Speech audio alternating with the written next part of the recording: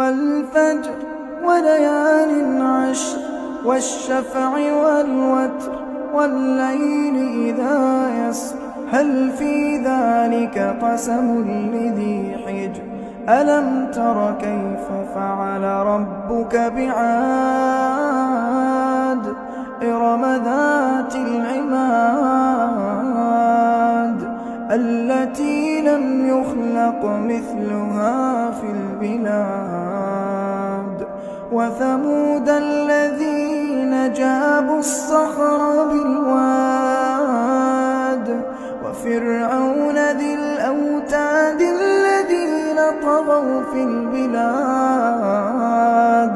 فأكثروا فيها الفساد